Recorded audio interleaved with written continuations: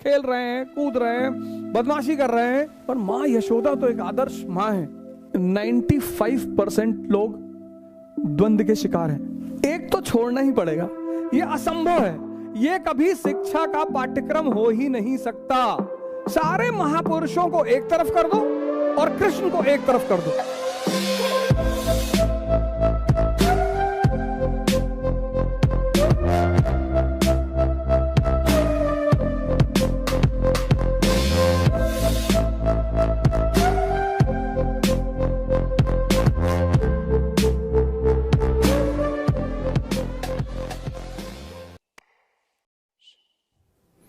कृष्ण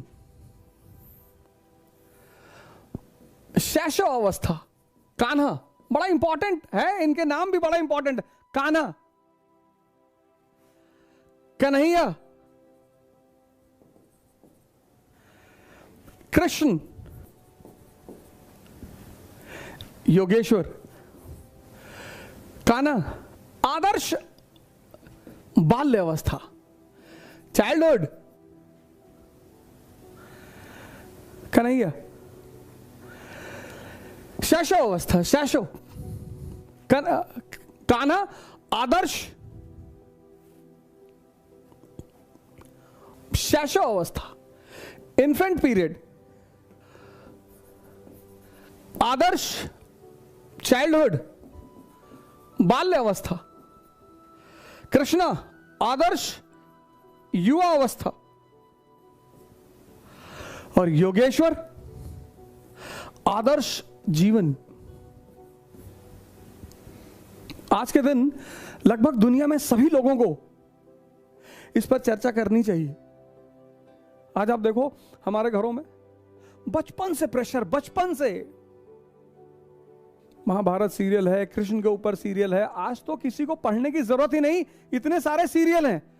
आप कृष्ण की इन्फेंट अवस्था देखो, आप कृष्ण की बाल्य अवस्था देखो। ये जो पीरियड है मनुष्य के जीवन का, ये उसके समस्त जीवन का निर्माण करता है। जो चीजें आप यहां फीड कर दोगे, हिम्मत, साहस, उत्साह, जो चीजें, वो जीवन भर व्यक्ति का साथ रखेंगी, जीवन भर व्यक्ति के साथ रहेंगी। आज हमारे बड़े सारे पेरेंट्स सोचते हैं कि हम बच्चों को डराकर अपने काम करा लेंगे। बिल्कुल करा लेंगे। आप बच्चों को धमकाकर अपने काम करा लेंगे, एकदम करा लेंगे। लेकिन सर वो मन यहां तक पहुंचते पहुंचते इतना कमजोर हो जाएगा। आज युवाओं की अवस्था देखो, आज युवाओं का जीवन देखो। जब इस चरण में जहां निर्माण है, निर्माण, आदर्श इन्फेंट पीरियड,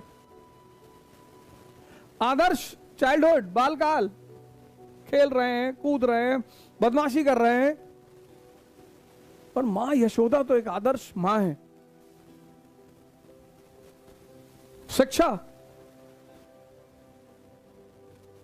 उच्चतम आदर्श शिक्षा, और इस नींव पर इस महान व्यक्ति का निर्माण हुआ।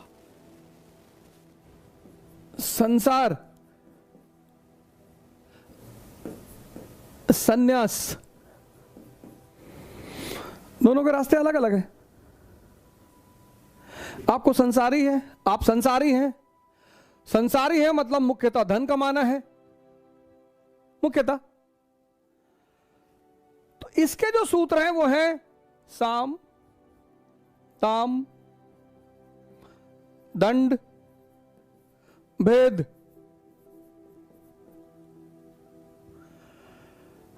आपको चैतन्य कमाना है, बुद्ध बनना है, महावीर बनना है।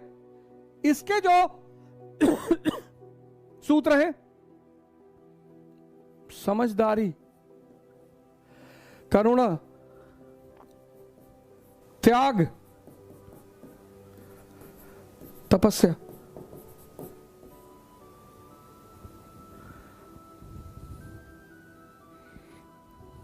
अब जानते हैं मानव द्वंद्व में क्यों है?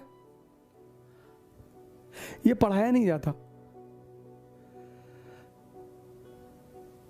किसी स्कूल में नहीं पढ़ाया जाता, किसी कॉलेज में नहीं पढ़ाया जाता, किसी यूनिवर्सिटी में नहीं पढ़ाया जाता, ये पढ़ाया ही नहीं आता, ये कभी शिक्षा का पाठ्यक्रम हो ही नहीं सकता। ये बहुत बड़ी बात है मानव के सामाजिक व्यवस्था में,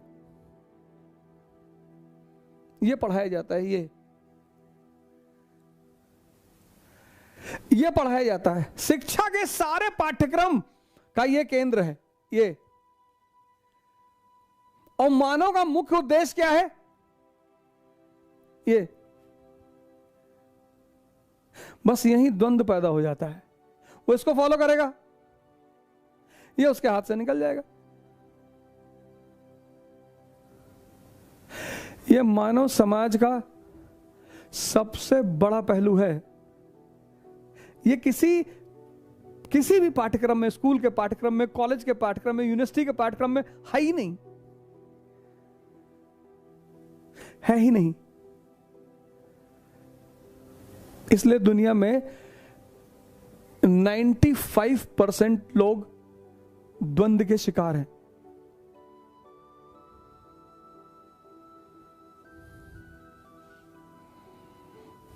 चाहते कुछ और हैं, करते कुछ और हैं।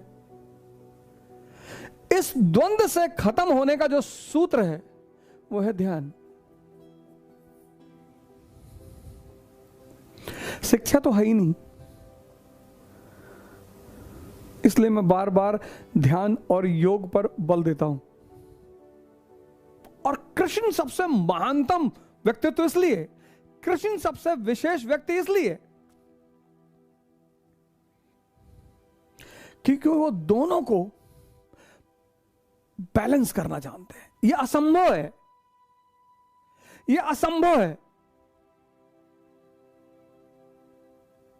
बुद्ध नहीं कर सकते, महावीर तो कभी कर ही नहीं सकते। प्रभु राम अपवाद स्वरूप कर सकते हैं, अपवाद स्वरूप, लेकिन उसके लिए भी उनके पास डिफेंस है। बाली को छुप के मारा, लेकिन उसके पीछे भी उनके पास डिफेंस है। मर्यादा पुरुषोत्तम। लेकिन प्रभु भगवान कृष्ण इस दोनों का समुचित प्रयोग असंभव। एक तो छोड़ना ही पड़ेगा। आपको चैतन्य पाना है, आपको यह छोड़ना पड़ेगा। आपको संसार पाना है, आपको यह छोड़ना पड़ेगा। एक तो छोड़ना पड़ेगा। भगवान कृष्ण, भगवत्ता को उपलब्ध व्यक्ति,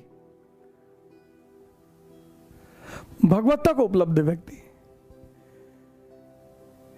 ये काम दुनिया में कोई नहीं कर पाया, संभव ही नहीं हुआ किसी के। सर्वश्रेष्ठ संसारी और सर्वश्रेष्ठ सन्यासी।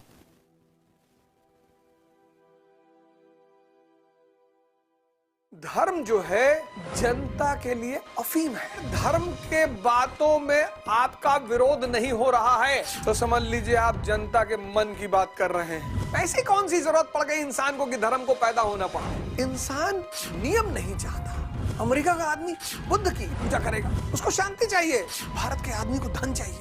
में बैठा हुआ भिखारी अंग्रेजी में भीख मांग रहा है, sir $1, God bless you sir $1। जब भीख मांगने की एलिजिबिलिटी अंग्रेजी हो गई तो जीवन जीने की, मनुष्य को नियम में बांधने के लिए धर्म का जन्म हुआ।